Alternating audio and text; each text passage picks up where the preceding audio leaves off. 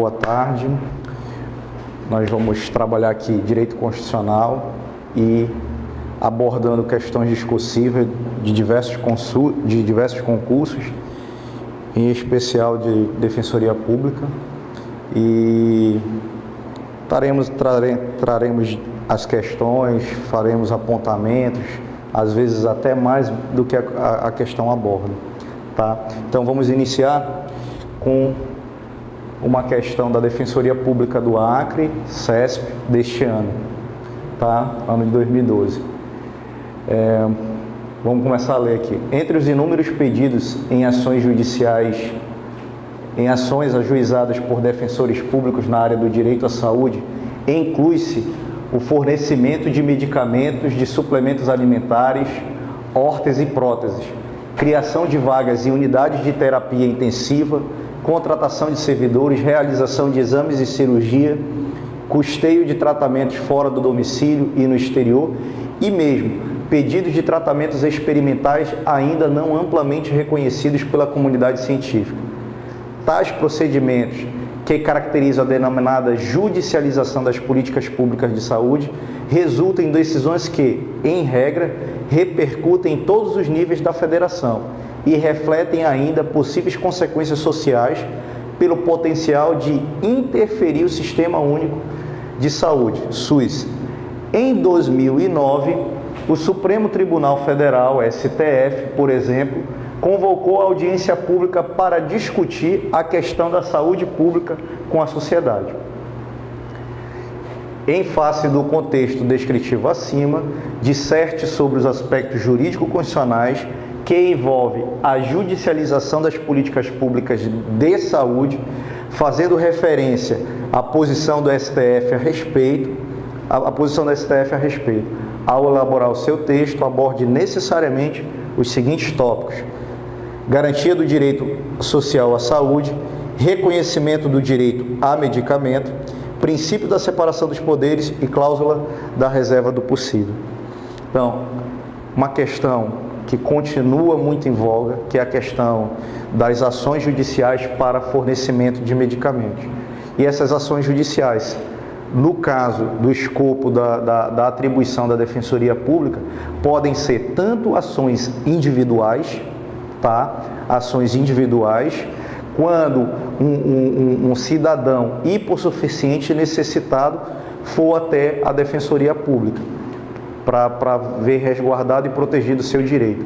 Ou também no escopo das ações civis públicas, das ações coletivas, haja vista que foi concedida a legitimidade à Defensoria Pública para ajuizamento de ACP. Pois bem, então não podemos esquecer desses detalhes aqui, de abordar esses 4 tópicos, tá? Garantia do direito social à saúde, reconhecimento do direito a medicamento, princípio da separação dos poderes e cláusula da reserva do possível. Aqui, o candidato vai ter que fazer uma dissertação, tá, acerca dessa questão de políticas públicas, né, implementadas pelo Judiciário no que tange à saúde, especificamente a questão do fornecimento do medicamento.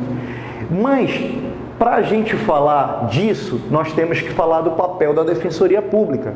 E lá no artigo 134 da Constituição Federal, fala que a Defensoria Pública tem o dever de proteger o necessitado. E essa proteção, como eu falei ainda há pouco, ela pode ser tanto no viés das ações individuais, como também no viés das ações coletivas.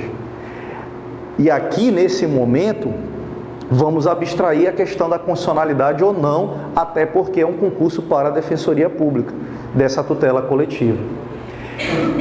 E mais, quando eu falo de um direito social, de políticas públicas, eu estou falando de um direito social.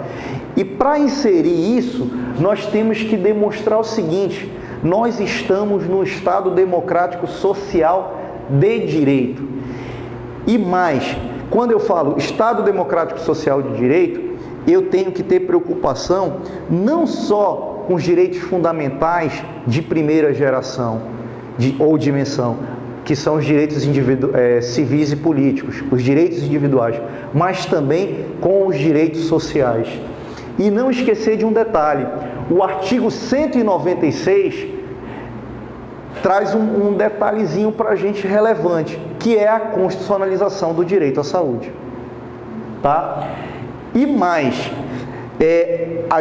aqui a primeira coisa que tem que se fazer é acabar com aquela falsa impressão de que os direitos sociais não são direitos acionáveis, sindicáveis na justiça. Tá? E colocar por terra a falsa dicotomia de que os direitos individuais não têm custo e por isso são direitos acionáveis, enquanto, por outro lado, dentro dessa falsa dicotomia, os direitos sociais são direitos que demandam prestações positivas e, em face disso, importariam em custo, e a implementação deles seria dentro de uma implementação progressiva e de acordo com a disponibilidade orçamentária dos entes públicos. Pois bem, então já sabemos que é uma falsa dicotomia. Mas por que é falsa? Porque, na verdade, todo direito fundamental, ele tem tanto o escopo de uma prestação negativa, como também de uma prestação positiva. Podemos simplesmente observar o seguinte: o direito à vida é um direito fundamental, de primeira geração. Mas para esse direito ser protegido, ele realmente tem uma dimensão negativa, que é exigir o quê? Exigir do Estado e dos outros e das outras pessoas que não violem o direito à vida de determinado cidadão. É uma abstenção, é um dever de abstenção, prestação negativa. Mas, por outro lado, o Estado também, nesse caso, presta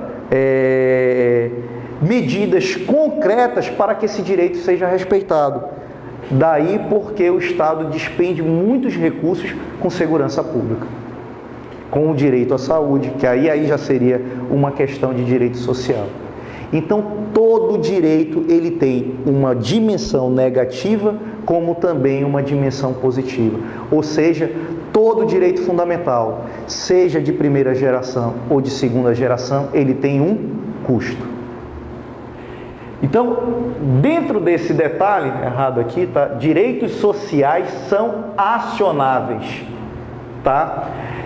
Então, há uma falsa ideia de que somente os direitos sociais são direitos de prestações positivas. Não. Também os direitos individuais, civis e políticos também têm prestações positivas, demandam medidas concretas por parte do Estado. Outra coisa que temos que falar, os direitos sociais também têm dimensão negativa. E quando eu falo que o direito à saúde ele é um direito de segunda geração, é um direito social, isso não quer dizer que ele não tenha uma dimensão negativa. Há essa dimensão negativa no partir do momento que, apesar de exigir do Estado medidas concretas para que o direito à saúde seja realizado, com construção de hospitais, laboratórios, enfim, saúde pública mesmo, também tem uma dimensão de seguinte, que ninguém pode violar a saúde de ninguém. Todo mundo tem que respeitar a saúde, ninguém pode violar o direito a ter uma vida saudável, com saúde. Pois não, boa tarde. Então, dentro desse aspecto, todo direito fundamental tem um custo, tá? E aqui a gente começa a falar sobre a ideia da teoria dos princípios. Por quê? Porque qual foi o ponto que o examinador exigiu ali? Se a gente voltar, ele pediu para falar sobre políticas públicas, abordando do direito à saúde, abordando garantia do direito social à saúde, já falamos e contextualizamos. Reconhecimento do direito a medicamento, princípio da separação dos poderes e cláusula da reserva do possível. Ora, se nós estamos falando princípio da separação dos poderes, é porque, se ele coloca que isso deve ser abordado, é porque você deve enfrentar o seguinte detalhe: na judicialização de uma política pública, no caso do direito à saúde, se isso vai violar ou não o princípio da separação dos poderes, que está previsto lá no artigo 2º da Constituição Federal. Mas para chegarmos a isso, nós temos que falar sobre a teoria dos princípios. E o que são princípios? Segundo Alexis, são todas as normas que ordenam que algo seja realizado na maior medida possível dentro das possibilidades jurídicas e fáticas existentes. Na verdade, princípio são aquilo que nós chamamos de mandamentos de otimização.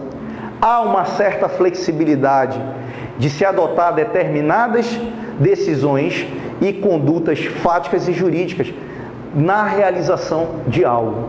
E no caso aqui estamos falando do direito à saúde. É lógico que tem alguns limites, tá? E esses limites são exatamente essas possibilidades fáticas e jurídicas, tá? Porém, o examinador não colocou um detalhe.